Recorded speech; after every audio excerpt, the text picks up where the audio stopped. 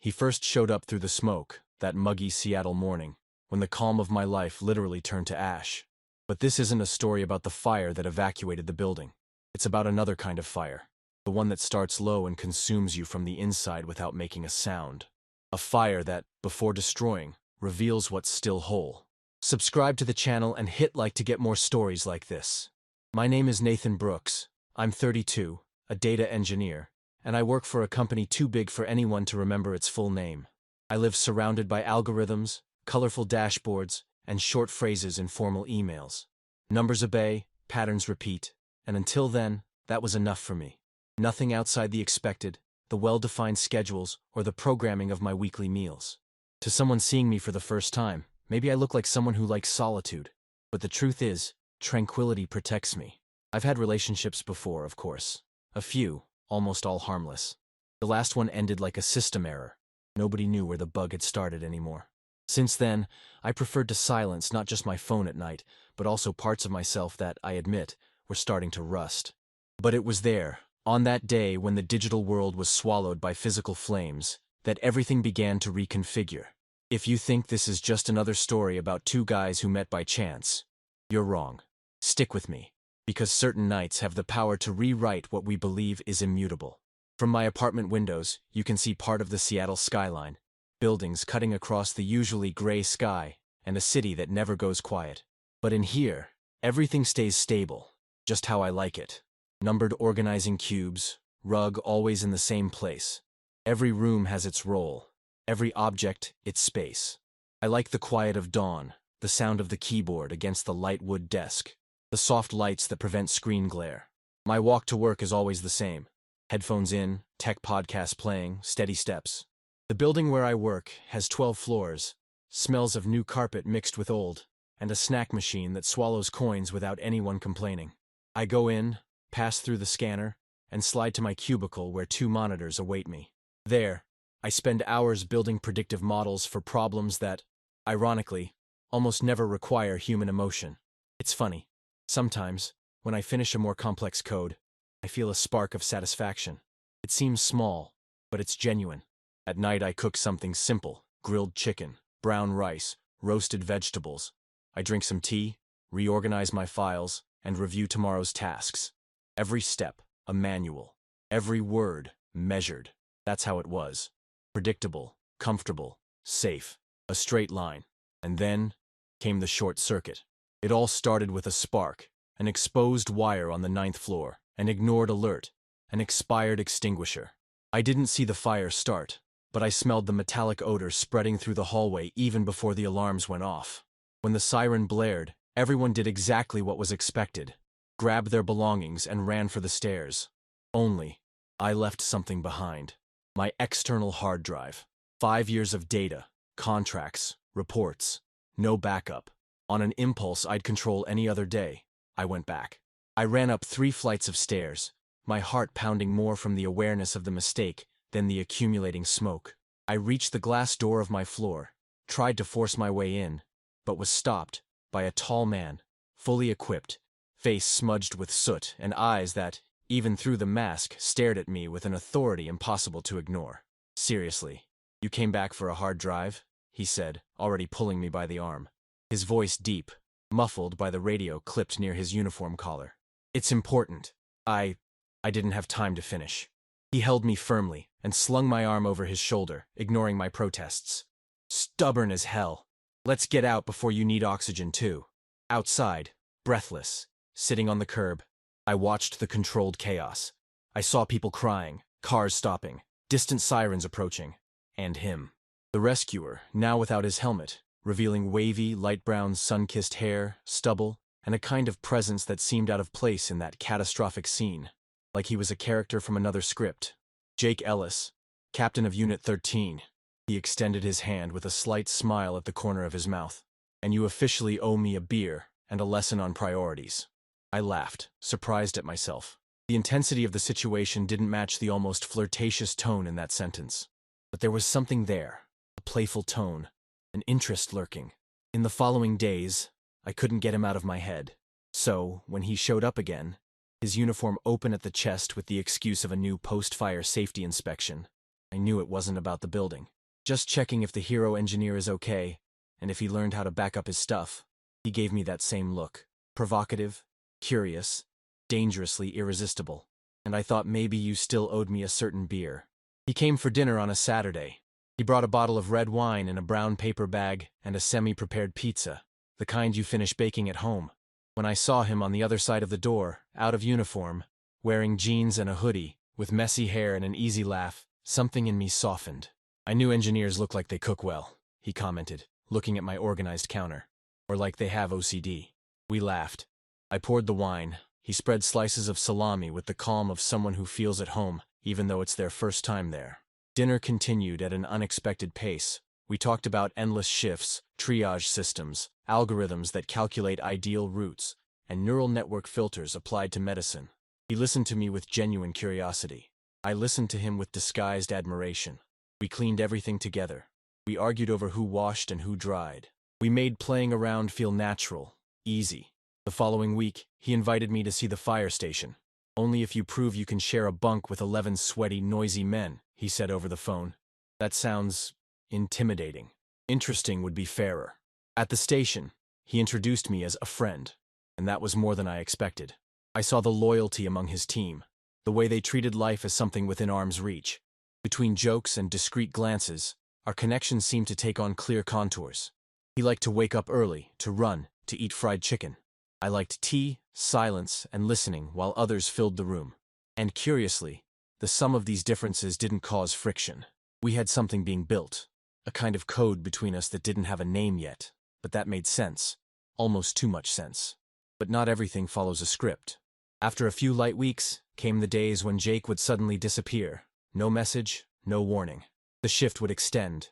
The silence would drag on. I'd look at my phone screen imagining two questions. Is he okay? And, what does this absence mean to me? On one of those days, I got alerts on my smartphone about a large-scale fire in an industrial zone. The image of the flames reflected on my phone screen froze me. I called. It rang. Nothing. I texted. No reply. Hours passed. With every minute, a possible ending formed in my mind. Catastrophic. Fatalistic. Memories mixed with old fears. Am I giving too much? Am I trusting a man whose life depends on chance, whose day could end in an accident? When he finally replied, survived. I'll tell you everything later. Anger competed with relief.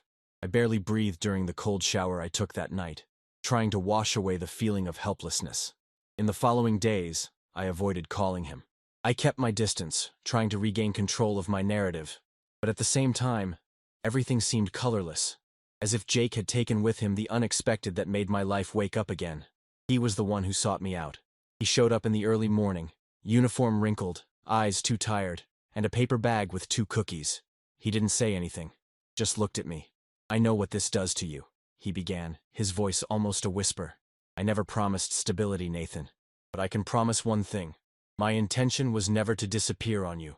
And there, in that soundless room, I felt that maybe the chaos he brought was what was making me reborn from the inside out.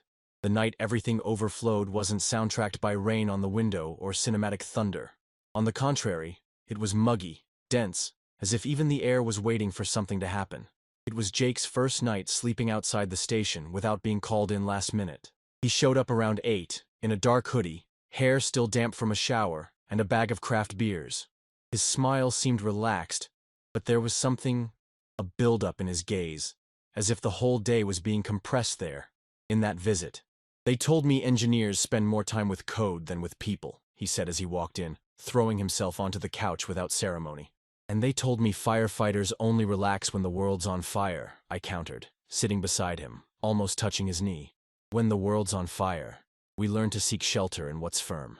We were silent for a long moment. The television on his mute background, the whole room with that orange lighting only lamps can give. Soon after, as if we were rehearsing at the same rhythm, our bodies slowly moved closer. The beer got warm and untouched on the coffee table. He slid his fingers along my forearm, like someone testing the water temperature before diving in. There was no hesitation, no frenzy, just intention. His every gesture conveyed a gentle truth I didn't expect to find in a man who runs into fires. Does this scare you? He asked, his hand resting subtly on my chest. feeling the rise and fall of my breath. This makes me forget I'm afraid, I confessed, without rationalizing. We moved closer, centimeter by centimeter, as if we were depressurizing very sealed-off parts of ourselves. I didn't know who pulled whom, or what the exact moment was when we dropped all pretense. I just remember his back under my hands, solid, marked by the repetition of life on the streets, and our mouths finally meeting like two paths that always knew where they'd end up. The kiss started as a touch of recognition, the kind that only happens when desire isn't new, but a consequence. With each passing moment, the tension between us dissolved, as if no words were needed anymore. What happened next wasn't rush, wasn't impulse, it was discovery, in layers. It was like deciphering a map by touch, blindfolded, and with an exposed heart. Jake held my face in his hands like someone gazing at something long desired. He kissed my collarbone with the reverence of someone who knows exactly what it provokes. Every part of his body seemed to want to leave marks on me, and I didn't mind. I gave way. We slowly took off our clothes, quietly, almost as if we were escaping being noticed, even by our own inhibitions. There was no shame. There was the warmth of our bodies recognizing each other, the texture of his skin mixed with the lack of space between us. The air seemed denser, time softer. Jake's hands traced my back as if mapping mountainous terrain, searching for shelter. He gently pressed me against the bedroom wall, his forehead against mine, eyes closed, as if the whole world came down to losing our breath together. Our bodies fit together like precise pieces, a communion of size, warmth, and rotation. He whispered broken words, some indecipherable, but they echoed within my skin. The smell of sweaty skin mixed with freshly changed sheets made everything seem urgent, blue, physical, alive. There was rhythm, but also pause. There was the intentional brush of hips and the subtle slide of fingers on ribs. Every thrust was a question asked with the body, an answer replied with an open chest. His every touch seemed to tune a part of me I didn't even know needed music. He looked directly at me, even in the most intense moments. He sought my face like he wanted to make sure I was there, whole. No one had ever touched me like this. As if with every movement he was telling me, it's okay to let go. And I let go. I don't know how long we spent there, between tangled sheets, intertwined legs, and discarded tissues on the floor. I only know that when everything was over and silence returned to the room, we were lying side by side, our faces turned towards each other, the sweat already cooling, but our eyes still lit up. The city outside remained the same, but inside that bubble, the world had a different language. He fell asleep before me, his chest rising and falling with the tranquility of a body in well-deserved rest. I spent a few minutes just observing the details, the subtle scar on his left shoulder, the way he slightly turned his head to the left when he slept, and that worry line that, even in deep sleep, still hinted between his eyebrows. I stayed there, still, with shallow breaths and a swollen heart, as if something had finally clicked inside me. The next morning, I woke up first. I went to the kitchen, made coffee quietly, and left the mug on the edge of the bed, where the aroma woke Jake before I even called him. He slowly opened his eyes, gave that lazy smile, and pulled me back into bed. I promised you a night to remember, he said, voice husky. You delivered more than you promised. We lay naked, close, in no hurry to get up, and for the first time in a long time, I didn't want the day to start soon. I wanted to stay in that infinite interval between yesterday and now, where no doubt had returned yet. But of course, reality always comes back, and with it, thoughts that don't ask permission. As he got dressed, already preparing to leave for another shift, the inner voice that's always been with me came up. What if this is just another moment? What if it's just another story that ends when the shift restarts? Jake seemed to sense the weight in my gaze before any words escaped. You're overthinking, aren't you? I am. As always. Then let me make it easy. Yesterday wasn't just anything.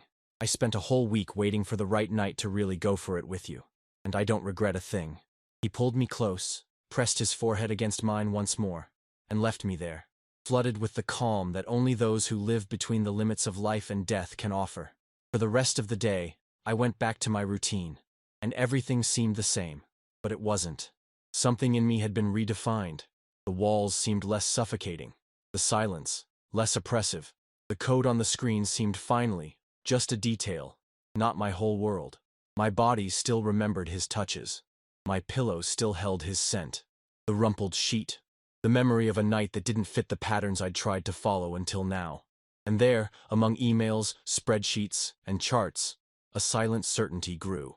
I wanted more. Not more of the same. More of what, for a few hours, made even time stop. More of him. More of me. When I'm with him. That Monday the alarm rang as usual, but my body was still stuck in the night before. I turned over in bed, expecting to find him beside me, but the space was already empty. Rumpled sheet, pillow with the mark of his head. His scent lingered there, a mix of warm skin, menthol deodorant, and some kind of lotion I couldn't identify, but which now gave me a newly created longing. On the kitchen table, a note written with a blue pen. Last-minute call. Didn't want to wake you. It was everything. Call me whenever. J. I looked at those words for too long. Analyzing a note as if it were a mathematical formula was the price of someone who works with data. But it wasn't code. It was him. Simple, direct. All very Jake. During the day, I tried to stick to my routine. Emails, video calls, charts, and real-time forecasts. The monotone voice of colleagues seemed to echo far away, as if I were physically there, but mentally, I don't know, still caught in his touch. The depth of that kiss. His fingers tracing the curve of my back. On Tuesday, no news. On Wednesday, just a like from him on an old picture of mine. On Thursday, I finally got a message. Jake, got tomorrow night off? Up for a mental retreat on your balcony? I replied with just a fire emoji, because that's what he was after all. A warmth that suddenly took over me and still forces me to be more whole today. When he arrived, I left the door unlocked. He came in with that same hoodie from the wine night, slightly disheveled hair, and a guilt-free little smile for having disappeared for days. I thought maybe you didn't want to see me anymore, he said, dropping his backpack on the floor. I thought about that too, but I wanted more than that. And to be honest, more than I wanted. I needed it. We stood there for a long moment, standing in the small hallway. It's hard to reconcile my head with this thing between us, I finally said. He took a deep breath, like someone ready to hear everything, even the worst. Because when you're here, everything's so alive, so right. But when you disappear, it feels like I enter a dark room. And that scares me. He didn't answer immediately. He just pulled me close and spoke against my forehead. I also go into dark rooms. The difference is, I run into them with an axe and a flashlight. I stood still, breathless. He continued, I don't run from difficulty. I run into it. My profession demands that. But what we have here demands something else. Courage. Trust in something I can't control with my hands. Slowly, he released me and went on. I'm not going to ask you to walk into this mess barefoot. But if you also want to take this leap, I'll stay. What do you mean, stay? Stay, Nathan. Not just be a Thursday night visit. Really stay, mess up your kitchen, fill your schedule, blend into your methodical routine. My heart beat irregularly. I took a deep breath, looked at him, eyes fixed on mine, expression sober, not even a hint of playfulness. Then stay. 3 words. No calculations. And yet, it was the most precise moment of my life. That night, we slept together again. But it wasn't like before. There wasn't even a first touch without him making it clear, in his eyes or his breathing, that it was different now. It wasn't half-hearted surrender. It was the beginning, not of a fleeting romance, but of a kind of permanence that didn't come from shallow promises, but from courage. Mine, and his. Today, as I write this, Jake is on the couch, asleep with his head thrown back, snoring as if the world didn't need saving for a few hours. It's become routine for him to sleep here at home. Or rather, here at our home, although he still insists he just hides out here. I feel like my life has gone through a system update. I'm still a data engineer. I still like hot tea, repetition, and silence. But now these elements share space with the unpredictability of a siren blaring at 3 in the morning, with the noise of the walkie-talkie left on the kitchen table, and with Jake's deep laugh echoing as he fries eggs without greasing the pan. His chaos didn't erase the structure of my life. It just revealed new paths among the commands I repeated for years. The biggest surprise was realizing that the kind of affection he offers isn't loud at all. He is intensity, yes, but not excess. He leaves space. He observes me. He respects my pauses. And at the same time, he challenges me not to hide in them. The other day we walked to the pier, the sun setting behind the mountains almost hidden by the mist. He held my hand in public for the first time. Without warning, without asking. just held it, and kept walking as if it were the most natural thing in the world. At that moment, I realized that true commitment isn't an announcement, a photo, or a label. It's a gesture that repeats without needing to be asked. And today, realizing how much I've changed since that unexpected evacuation, I understand that this story isn't just about dating, about sex, about affection. It's about presence. Jake taught me that loving is also staying close even when life demands distance, and that some nights are just the beginning of something that can last. If you've listened this far, breathe with me. Because true love isn't made of cinematic explosions. It's made of silent kindnesses no one sees. Of small promises like, "I'll be back," or "Wait up for me," and that are fulfilled without fanfare, just with the truth in their eyes. Now I ask you, when was the last time you allowed yourself to step out of the predictable and let someone mess up your routine? If you like this story, go ahead and subscribe to the channel, like the video, and turn on notifications to keep following these open-hearted stories. And remember, sometimes love comes dressed in uniform and smelling of smoke, but it brings that peace even the silence of solitude can't give. Until the next chapter, I'll be waiting for you.